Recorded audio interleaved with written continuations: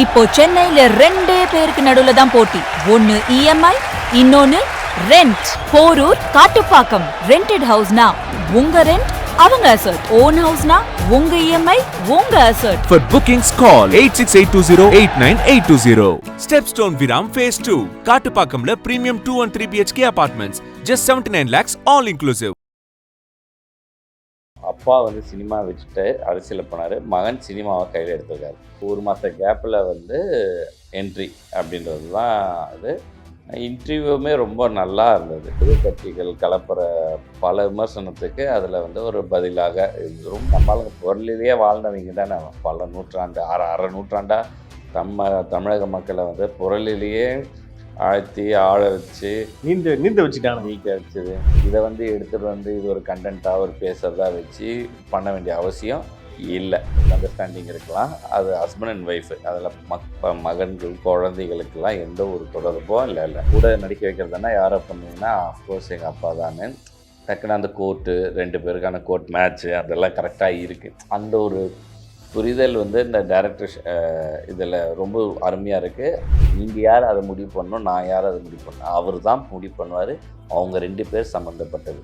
அவங்க ஒருத்தர் போட்டு கலாச்சி விட்டுருந்தாரு ஒரு வீடியோவில். அதுக்கு உடனே தையா தக்கான்னு குதிக்கிறானுங்க இந்த திமுக காரனு. பார்த்தீங்களா? நம்ம தான் அந்த தம்பியை முதல்ல கலாச்சோன்னு நினைக்கிறேன். அதான் நம்ம அரசியல் விமர்சனமாக கலாச்சோம்.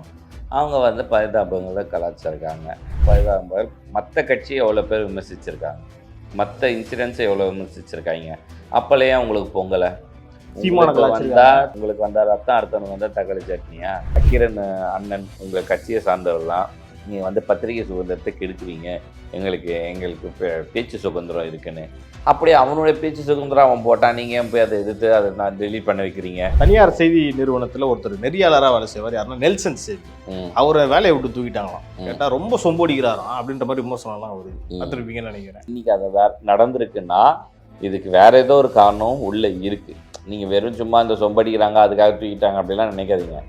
உள்ளே வேறு ஏதோ ரீசன் இருக்குது, அதனால தான் இது நடந்திருக்கு. சேனல் மீடியா இப்போ நிறைய பேர் தேவைப்படுது, ஆதரவாக பேசுகிறவங்கன்றதுனால பணத்தை கொடுத்து வர வச்சு புது யூடியூப் சேனலில் பண்ண வச்சு. ஏன்னா ஏற்கனவே இந்த மாதிரி பண்ண ஒருத்தர் அண்டான்னு 200 ஊப்பிச்சு பண்ணிட்டாங்க. அதனால் இப்போ அவர் எது பேசினாலும் எடுப்படாது. ஸோ இன்டெலெக்சுவலாக ஒருத்தர் வேணுன்றதுனால அந்த மாதிரி இப்போ பேர் எடுத்து வச்சிருக்கிறாரு. யூட்டிலைஸ் பண்ணணும்னு இவரை வச்சிருப்பாங்க. ஸ்டாலின் சொல்கிறாருல அனைத்து கட்சி கூட்டுங்கன்ட்டு. நீங்கள் கூட தான் ஒரு 2 வருஷத்துக்கு முன்னாடி கூட்டினீங்க. என்ன தீர்வு கிடைச்சது? அரசியலாக்கிறதுக்கு அது சரியாக இருக்கும், சொல்யூஷனுக்கு அது சரியாக இருக்காது.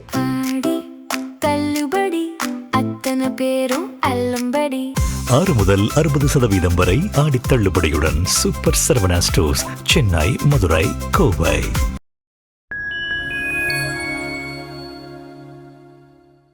நேயர்களுக்கு வணக்கம். இன்றைய சீகே டாக் நிகழ்ச்சியில் பல்வேறு அரசியல் மற்றும் சமூக நிகழ்வு குறித்து உங்கள் சீகேவோடு பேசவிருக்கிறோம். வாருங்கள் நிகழ்ச்சிக்குள் செல்லலாம். சார் வணக்கம். சார் வணக்கம் தேவா. சார், முதலமைச்சர் திரு விஜய் அவர்களுடைய மகன் ஜேசன் சஞ்சய், இயக்குனர் ஜேசன் சஞ்சய் அவர்கள் வந்து இப்போ சமீபத்தில் ஒரு யூடியூப் சேனலில் ஒரு பேட்டி கொடுத்துருந்தாரு. அந்த பல பேட்டிகள் நிறைய விஷயங்கள் பேசியிருந்தாங்க சினிமா சம்மந்தமாக. அதில் ஒரு விஷயம் நான் உங்கள்கிட்ட டிஸ்கஸ் பண்ணியிருந்தேன். நீங்கள் பார்த்தீங்களா? அந்த வீடியோ ஃபுல்லாக பார்த்தீங்களா? எப்படி இருந்துச்சு? பார்த்தேன். 2வது ட்ரெண்ட் செட்டர் வந்துட்டாருன்ற மாதிரி தான் இருந்தது. எனக்கு தெரிஞ்ச கொஞ்ச நேரத்துலேயே நான் ஒரு 3 மணி நேரம் 4 மணி நேரத்தில் இதை பார்த்தேன். பார்க்கும்போது கிட்டத்தட்ட 1.6 1.7 மில்லியன் வியூஸ் கிட்ட போயிட்டு இருந்தது. அதாவது ஒரு இயக்குனர் கொடுக்குற இன்டர்வியூன்னு வச்சுக்கலாம். டெபியூட் இன்டர்வியூ டைரக்டர் கொடுக்குற ஒரு இன்டர்வியூ. அப்படி ஃபேமஸ் டைரக்டரே வச்சுக்கலாம். கொடுத்தா கூட இவ்வளோலாம் போகாது அப்படின்னா இந்த எக்ஸ்பெக்டேஷன் இருக்குது. இப்போது அப்பா வந்து சினிமா வச்சுட்டு அரசியலில் போனார். மகன் சினிமாவை கையில் எடுத்திருக்காரு. 2மே ஒரே ஆண்டு ஒரு ஃபியூ மந்த்ஸ் கேப்பில் நடக்குது. 2 to 3 months கேப். ஆமாம். இப்போ ஜூலை ரிலீஸ் ஆகுது. இதுதான் கடைசி படம்ன்றது கான்செப்ட் வச்சுக்கோ. ஏன் 23 ரிலீஸ், இப்போ ஆகஸ்ட் அந்த படம் ரிலீஸு. ஸோ ஒரு மாத கேப்பில் வந்து என்ட்ரி அப்படின்றது தான் இது. இன்டர்வியூவுமே ரொம்ப நல்லா இருந்தது. சரி, பார்க்கும்போது இந்த எதிர்கட்சிகள் கலப்புற பல விமர்சனத்துக்கு அதில் வந்து ஒரு பதிலாக இருந்தது. ரொம்ப சிம்பிளாக இருந்துச்சு. புரளிகள் சார். அதான் சொல்கிறேன், கலப்புற பொருளிகளை தான் சொல்கிறேன். நம்மளுங்க பொருளிலேயே வாழ்ந்தவங்க தானே. பல நூற்றாண்டு அரை நூற்றாண்டாக தமிழக மக்களை வந்து பொருளிலேயே ஆழ்த்தி ஆழ வச்சு நீந்த வச்சுட்டாங்க. நீக்க வச்சது எப்படின்னா, இந்த சொல்லல இந்த சென்னை ஃப்ளட்டு வரும்போது இந்த இதில் வந்து செம்பரபாக்கு ஏரி திறந்து விடுறது, ஓகேவா? அது சடனாக அந்த மழை வெள்ளம் ஏறினதுனால அது ஒரு அதிகமாக டெக்னிக்கல் இதுன்றது. ஆனால் இவனுக்கு கலப்பனாங்க தெரியுமா? ஜெயலலிதா அவர்கள் குடிபோதையில் உறங்கி கொண்டிருந்தார். அதனால தான் இது. அதில் வேற எனக்கு ஒரு ஒரு ஒரு ஒரு நபர் தெரியும் திமுகவில். நம்ம கொஞ்சம் நல்ல க்ளோஸு. நான் பேசிகிட்டே இருந்தபோது என்னங்க இதெல்லாம் சொல்கிறதுக்கெல்லாம் கேட்குற மாதிரி அங்கே இருக்குது. நம்ம கேட்டோடனே அவர் சொல்கிறார். அவர் எப்படி சொல்கிறாருன்னா, ஜி நான் எனக்கு ரொம்ப க்ளோஸாக தெரியும் ஜி, அவங்களுடைய க்ளோஸ் இது என் ஃப்ரெண்டு அவர் சொன்னார் ஜி அப்படின்னு. அதே அவங்களுடைய இதில் இருந்த முக்கியமான இடம்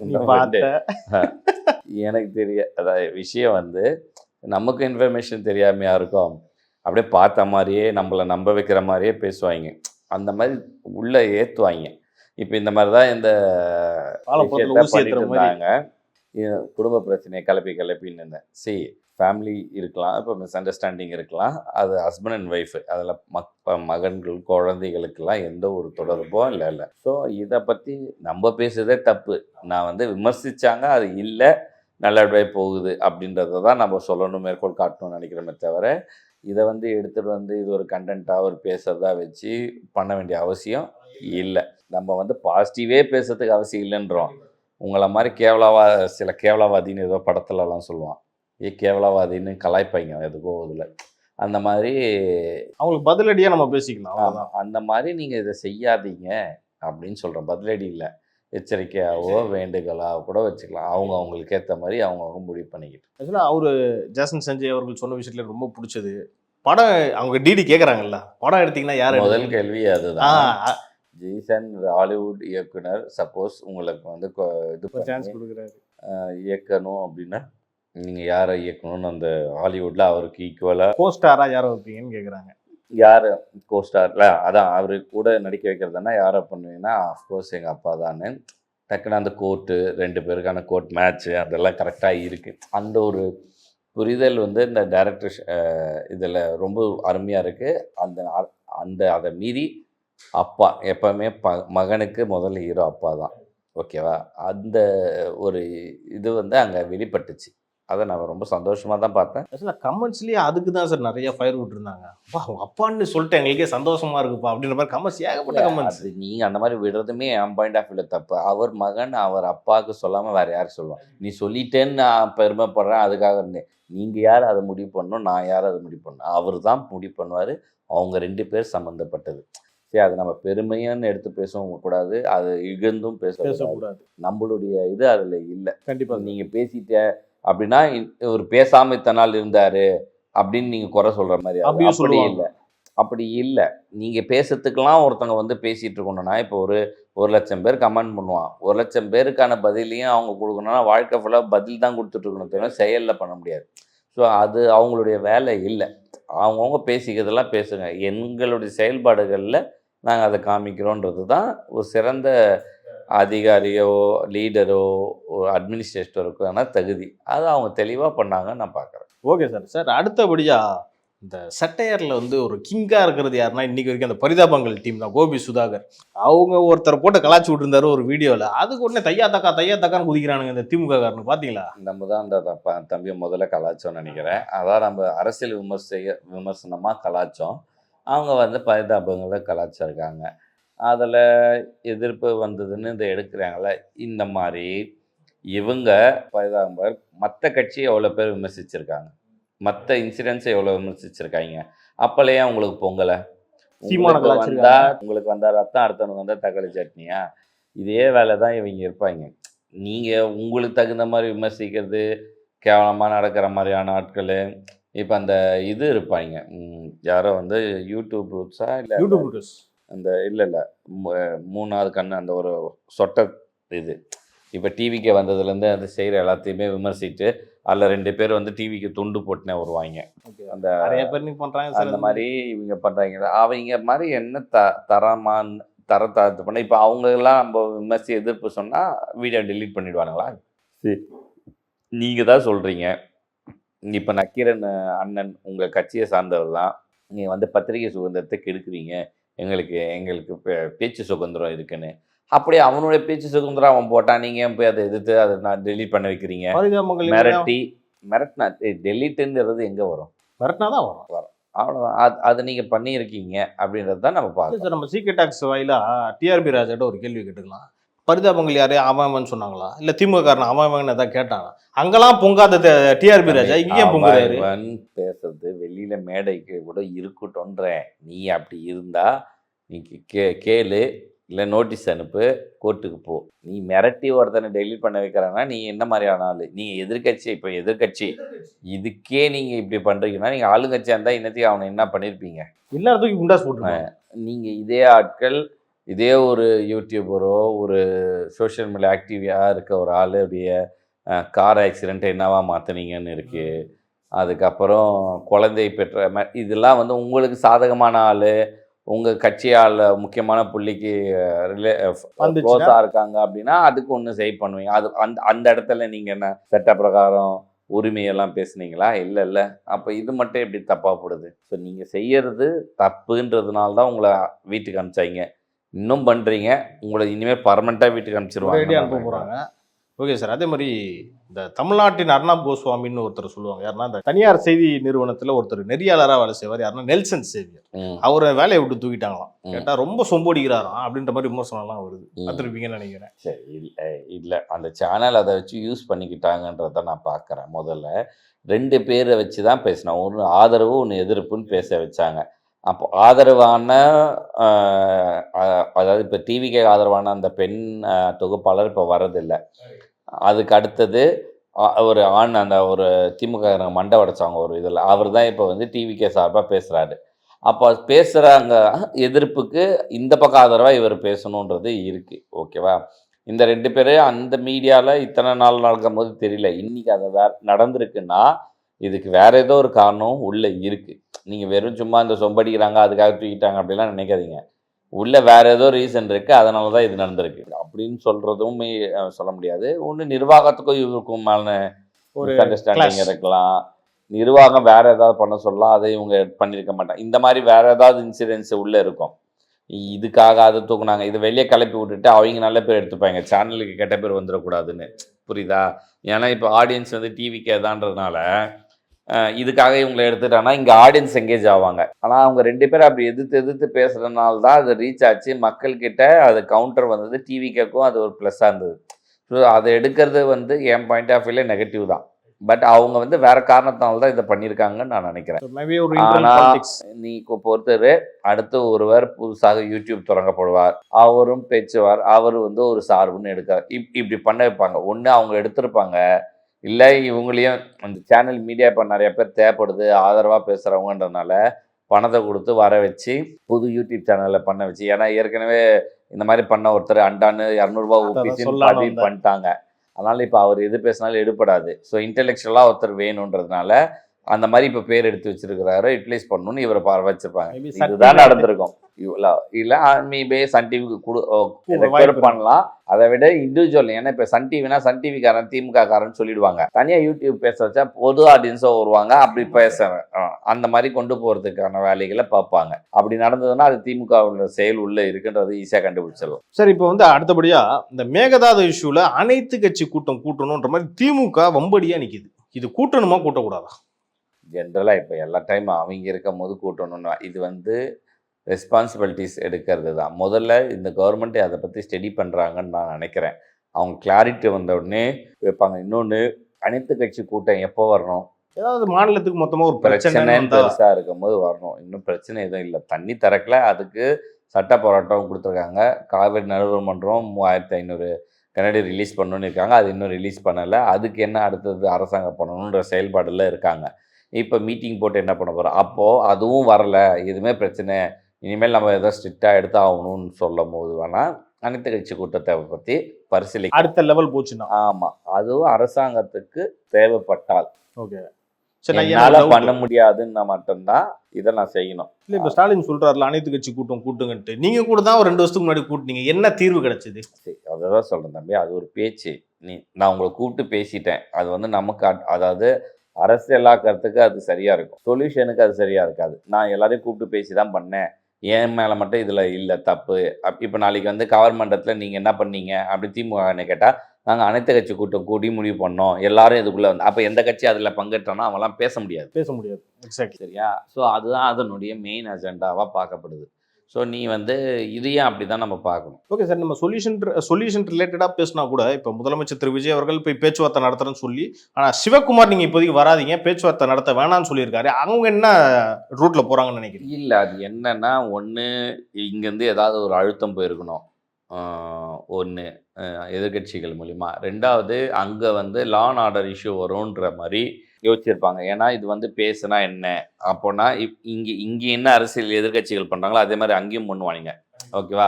விஜயை ஏன் இங்கே வர வைக்கிறீங்க, இது பேசுனா நான் உங்களை எதிர்க்க மாட்டோம், வரும்போது கருப்பு கொடி கட்டவும் ஏதாவது நிறைய விஷயங்கள் அது பண்ணுறதுக்கு இந்த வாட்டாளர் அந்த அமைப்பு ஏற்கனவே ரெடி ஆகிட்டு அந்த மாதிரி குரூப்லாம் நிறையா இருக்கும். ஸோ இது பண்ணுறதுனால அங்கே அது நடந்ததுன்னா இங்கே வந்து தமிழ்நாட்டில் பவுண்டரியில் இந்த கர்நாடகா அந்த ஏற்கனவே இந்த ஓசூர் பார்டர் அந்த பார்டர் இருக்குல்ல, அது வந்து பிரச்சனை மறுபடியும் ஆரம்பிக்கும். இங்கே கன்னடன்ஸ் அடிக்கிறாங்கன்னு வரும், அங்கே தமிழன்ஸ் அடிக்கிறாங்க வரும், இந்த பிரச்சனை பெருசாகும். ஸோ இதை யோசிச்சு கூட இதை வந்து தடை பண்ணியிருக்கலாம். பட் பேச்சுவார்த்தைன்றது ஃபோனில் கூட பேசலாம்.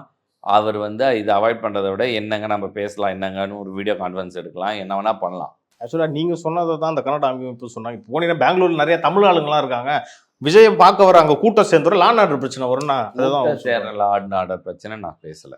நான் பேசுறது நீ அங்கே போய் பேசுகிற தண்ணி தர மாட்டேன்ட்டானா என்ன ஆகும்? அடுத்து ஸ்டேட்மெண்ட் இருக்கு, இல்லை தரேன்னு சொல்லிட்ட, நீ தமிழருக்கு தண்ணி கொடுத்துட்டேன்னு கர்நாடகாரன் தமிழ் நடிப்பான். ஓகே, புரியுதா? ரெண்டு பேருக்குள்ள நடக்கும். ஆமாம், கிளாஷ். சரி, அதுக்காக அவாய்ட் பண்ணணும்னு நினைப்பாங்க. பட் ஏன் முதலமைச்சர்கள் இந்த மாதிரி போயிட்டு அதுக்கப்புறம் பேச்சுவார்த்தை நடத்துறது இல்லை அப்படின்னா, முதலமைச்சர் தான் end of power, ultimate. So இவங்க பேசிட்டு எதுவுமே நடக்கலைன்னா அதுக்கப்புறம் இது பேசுறதுக்கான தொடக்க புள்ளியே எங்கேயுமே கிடைக்காது. ஸோ அதனால் கீழே இருக்க அதிகாரிகள் அதுக்கு அடுத்த லெவலில் இருக்கவங்கள பேசிட்டு பாசிட்டிவாக 2 பேருக்கு இருக்கும் பட்சத்தில் மட்டும்தான் 2 பேர் சேருவாங்க. அது வரைக்கும் அது சேர மாட்டாங்க. ஸோ அதை தான் எல்லாரும் எதிர்பார்க்குறாங்க. விஜய் அவர்கள் அதை மீறி ஒரு போய் பார்க்கணும்னு நினைக்கிறாருன்னா இன்னும் ஏதோ ஒரு பாசிட்டிவான ரிசல்ட் கொண்டு வந்துட முடியும்னு நினச்சதுனால தான் அவர் அதை பண்ணியிருக்காரு. ஓகே, அவருக்கு சொல்யூஷன் ரிலேட்டடாக ஒரு விஷயம் பண்ணணும்னு நினைக்கிறாரு. பொறுத்து இருந்து பார்ப்போம் சார். சார், அடுத்தபடியாக முதலமைச்சரோட அலுவலகம் நாமக்கல் கவிஞர் மாளிகை அந்த 10th ஃப்ளோருக்கு மாற்றிட்டாங்கன்றதை நம்ம ஏற்கனவே பேசணும். இப்போ வந்து ஏற்கனவே நடந்த மாதிரி செக்ரட்டரியேட்டே இப்போ மாற்றலாம் அப்படின்ற அளவுக்கு போகிறாங்களாம். 3 இடத்த வந்து ஷார்ட்லிஸ்ட் பண்ணி வச்சுருக்காங்க. இதை அடுத்து எந்த மாதிரி சார் அட்வான்ஸ்மெண்ட் ஆகும்னு நினைக்கிறேன்? சரி, இது இடம் பற்றாக்குறை பிரச்சனை இருக்குன்றது 20 வருஷமாக போயிட்டு தான் இருக்குது. ஜெயலலிதா அவர்கள் அண்ணா யூனிவர்சிட்டி, இப்போது நீங்கள் எல்லாம் பார்த்துருப்பீங்க, அண்ணா நூலகம்னு ஒன்று எல்லாம் பார்த்தோன்னே தெரிஞ்சிருக்கும். இது எல்லாரும் மறந்துருப்பீங்க. அண்ணா நூலகத்துக்குள்ளே தான் முதல்ல செக்ரட்டரியேட்டுக்கு பூஜை போட்டது.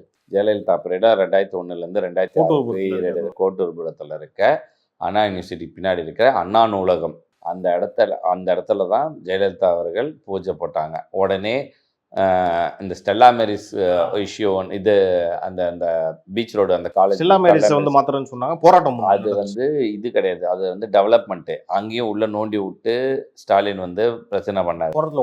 அதுக்கப்புறம் சொல்யூஷன் எடுத்துன்னு வந்து இங்கே வச்சாங்க இந்த பிளேஸு. அந்த இடத்துல பூஜை போட்ட உடனே தான் டிஆர் பாலு சென்ட்ரல் கவர்மெண்ட்ல இருந்து 50 கோடி ரூபாய்க்கு மேலே இன்ஃப்ராஸ்ட்ரக்சர் ஏதாவது டெவலப் பண்ணோம்னா ஃபாரஸ்ட் அண்ட் என்ஓசி வேணும் அப்படின்ற மாதிரி சென்ட்ரல் கவர்மெண்ட் இது போட்டாங்க.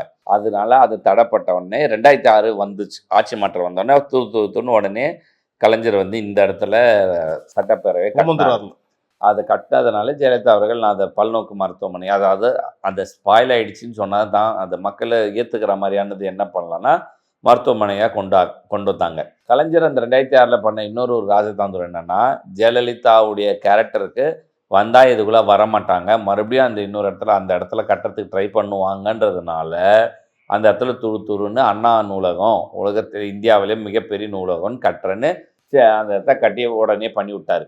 இதனுடைய இன்டர்னல் பாலிடிக்ஸ். ஓகேவா?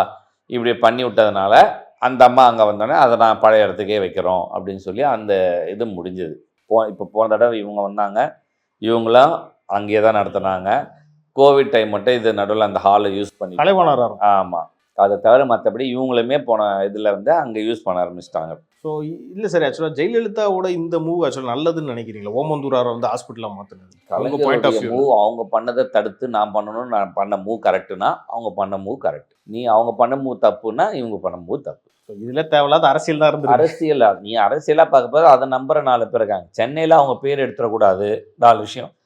கலைஞர் அது மட்டும் பண்ணல, நீ கட்டிப்பாரா பிரிட்ஜிலேருந்து கோயம்பேடு பிரிட்ஜு இது எல்லாமே 2001 2006 அதிமுக ஜெயலலிதா கொண்டு வந்த திட்டங்கள் தான். அதுக்கும் அந்த 50 கோடி ரூபாய்க்கு மேலே அந்த பட்ஜெட் இதில் தடை பண்ண வச்சு இந்த ஸ்கீம் அனௌன்ஸ் பண்ணும்போது இது எல்லாமே அனௌன்ஸ் பண்ணாங்க. அது எல்லாத்தையும் தடை பண்ணி 2006 இவங்க வந்தோடனே உடனே இவங்க இம்ப்ளிமெண்ட் பண்ணாங்க. இது எல்லாமே அவங்க கொண்டு வந்தது. எதனாலனா அவங்க அதனால நல்ல பேர் எடுத்து மெட்ராஸில் அதிமுக வந்து ஜெயிச்சிடக்கூடாது அப்படின்ற ஒரு இதில் ஒரு அரசியல் தானே. மக்கள் வர வேண்டிய திட்டத்தை தடுத்தாரு. அது மட்டும் கிடையாது, நீ இன்னைக்கு மதுரவாயல் ஹார்பர் ஃப்ளைஓவருமே ஜெயலலிதா அவர்கள் கொண்டு வந்தது தான் அந்த பீரியடில். ஃபஸ்ட்டு ஸ்கீம் சென்டரில் புந்தமலை ரோடு ஃபுல்லாகவே இப்போ எப்படி நீ ஈசிஆரில் நடுவில் பிரிட்ஜு கட்டுற பிளான் சொன்னாங்களோ அந்த மாதிரி புந்தமலை ரோடு ஃபுல்லாகவே சென்டரில் பிரிட்ஜு கட்டுறது அந்த அம்மா ஸ்கீமு இன்றைக்கும் சட்டப்பேரவை குறிப்பில் இருக்கும். நீ இப்போ நான் எடுத்துப்பார், இது எல்லாமே அவங்க கொண்டு வந்த ஸ்கீம். அது எல்லாத்தையும் இவங்க தடை போட்டு இவங்க அதை எடுத்துகிட்டு வந்து இவங்க ஸ்கீமாக அவங்க மாற்றினாங்க. அதனால தான் அந்த 2 ஸ்கீமை அவங்க ரொம்ப ஸ்ட்ராங்காக ஆப்போசிட் பண்ணாங்க. அதே மாதிரி சென்னைக்கு ஒரு மாற்று டிரான்ஸ்போர்ட்டேஷன் வேணும்னு மோனோ ரயிலை அறிவித்ததும் ஜெயலலிதா அவர்கள் தான் 2001 2006. அப்புறமா தான் அவங்க மெட்ரோன்ற கான்செப்ட் அது இவங்களே கொண்டு வந்துட்டாங்கன்னா இவங்களுக்கு பேர் வராதுன்றதுனால அப்போ டெல்லியில் ஹிட்டான மெட்ரோவை கொண்டு வந்து நாங்கள் மெட்ரோவுக்கு கொண்டு வரோன்னு பண்ணாங்க. இது எல்லாமே கலைஞர் இது நீ ராஜதந்திரம்னு சொன்னோன்னா அவங்க பண்ணுறது அதுவும் ராஜதந்திரம். இது அரசியல்னா அவங்க பண்ணது அரசியல். இது மக்களுக்கு இதனால் பாதிப்பா அப்படின்னா கலைஞர் முதல்லயே பண்ணது பாதிப்பு. வர வேண்டியது எப்பயோ வர வேண்டியது நீ தடுத்து 10 வருஷம் ஆச்சு கொண்டு வரணும்னு நினைச்சல, அதுவும் பாதிப்பு தானே. ஓகே சார், இந்த ஸ்டிக்கர் அரசியல்ன்றதே தொன்று நடந்துகிட்டே இருக்கு. இப்போ திரு விஜய் அவர்களுடைய ஆட்சியில் கூட பார்த்தீங்கன்னா இந்த முதலமைச்சர் காலை உணவு அதை நம்ம ஏற்கனவே பேசியிருந்தோம். இப்போ தாய்மானவர் திட்டம்னு ஒன்று வச்சுருந்தாங்கல்ல, இந்த வீட்டிலேயே போயிட்டு இந்த ரேஷன் பொருள்லாம் கொடுக்குறதுன்றது, அதுக்கும் இப்போ அந்த பேரை நீக்கிட்டாங்களாம். திமுகவினர் அது ஒரு எதிர்ப்பு தெரிவிச்சிட்டு இருக்காங்க. இப்போ என்ன பேர் வச்சிருக்காங்க? அது பேரை தூக்கிட்டாங்க, சும்மா அந்த திட்டம் மட்டும் வச்சிருக்காங்களாம். அந்த செய்தி குறிப்பில் அந்த மாதிரி தான் வந்திருக்கு. நீங்கள் எத்தனை திட்டங்கள் அந்த மாதிரி மாற்றிருக்கீங்க? அந்த மாதிரி திட்டங்கள் பேர் மாற்றி நீங்கள் அதுக்கு முன்னாடி வந்து அம்மா உணவகம்னு இருந்ததா, அதை விட்டு அம்மா மருந்தகம்னு இருந்துச்சா, அப்புறம் அம்மா மண்டபம் ஒன்று இருந்தது. இது இல்லாமல் முதல்வர் நீங்கள் பேர் மாற்றினீங்களே, அப்போ எங்கே போச்சு உங்களுக்கு? அதான் கேட்குறேன், நீங்களும் இப்போ முதலமைச்சர் தானே, அந்த பேரை வச்சிருந்தா என்ன அப்படின்ற மாதிரி கேட்குறாங்க. சரி, மக்கள் நல்ல திட்டங்களுக்கு மாற்றணும் முடிவு பண்ணுறாங்க, மாற்றுறாங்க. உங்களுக்கு என்ன பிரச்சனை? நீங்கள் அன்றைக்கி மாற்றணும் முடியல. அதே அம்மான்றது நல்ல பேர் தான், அது பொது வார்த்தை தானே. ஏன் மாற்றணும்னு நினச்சிங்க? அம்மான்றது பொது வார்த்தை தானே. அம்மானா ஜெயலலிதாவை குறிக்குதா? அது உங்களுக்கு குறிக்குது, உங்களுக்கு குத்துது, உங்களுக்கு குடையுது, அதனால பண்ணீங்களே. அந்த மாதிரி தான் பொது வார்த்தை அம்மாவும் தான்ப்பா. அதனால தான் அவங்க கொண்டு வந்தாங்க.